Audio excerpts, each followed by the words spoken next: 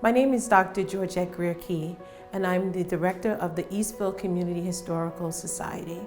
Well, this organization was founded in the 80s, and specifically we got our charter in 1981 by the New York State Board of Regents.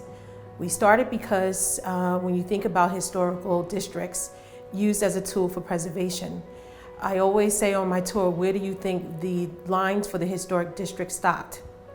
They actually stopped a block before Eastville Avenue, which is important to us because that is where the St. David A.M.E. Zion Church is, and it was founded in 1840. The significance of that church really is the community place that made this place, a sense of community. And so from that, the elders of the community came together and they wanted to preserve their story and be included in the Sag Harbor Historic District, which would come almost 15 years later. The Historical Society here started forming around 1980 when people became interested in some of the buildings that were basically abandoned, such as the St. David A.M.E. Zion Church and some of the other homes here. And since my family is based here in Eastville, my father said to me one day, well, you know, there's sort of a group that's forming that is interested in helping to restore the homes here, keep the history alive and document the stories of people here.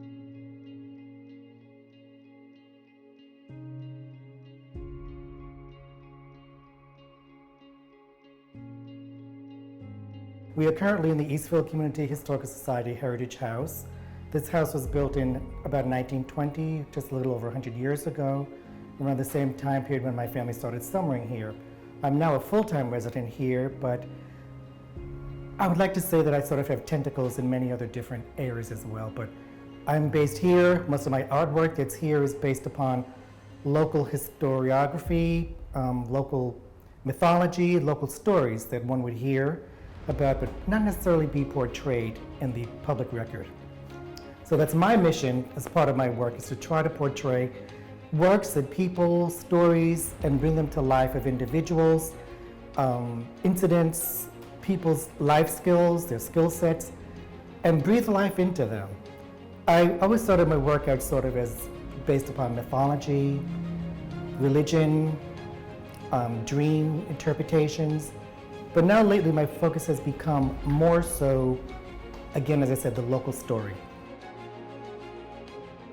Michael A. Butler is one of the most significant artists in our region and of our time because he has the ability to not only understand the history, but also to interpret it.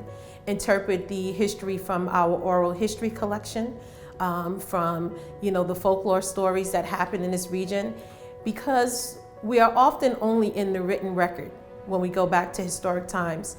And so it's important for us to be able to see images of these people that we talk so much about. And what we've been trying to do as an organization is to provide a place for artists of color to show their work here and local artists. So we have many artists exhibited here on a regular basis.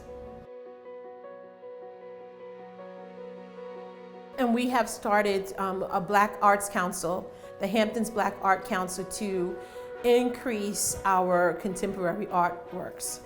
And so we've been doing that for the last 3 years, where we've been acquiring work.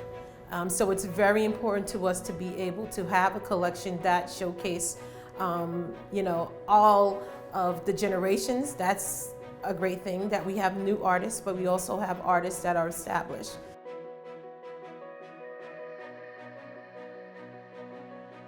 I think it's really important to talk about where we are in terms of Sag Harbor being the first port of entry for the nation.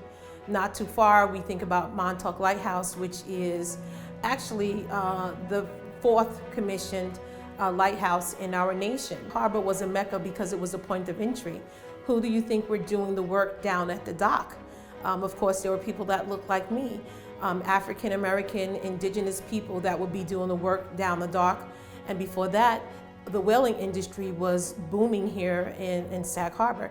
And so fully a third of African Americans were whalers on those ships.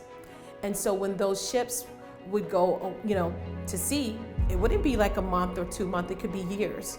And with that, who you think took care of the community? It was the women.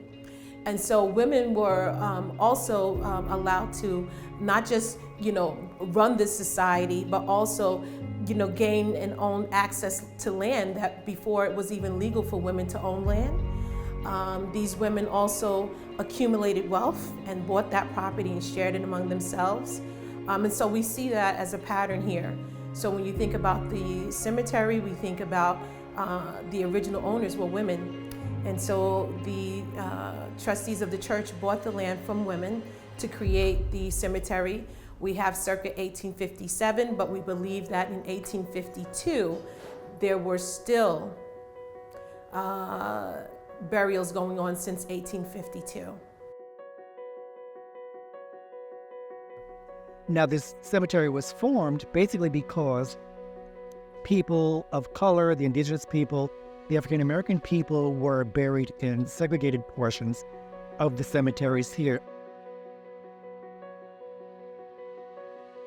This church cemetery was built in 1857, and we have Civil War veterans here, as well as a number of people who served in the other wars, and the church pastor and several other people who are Native American people.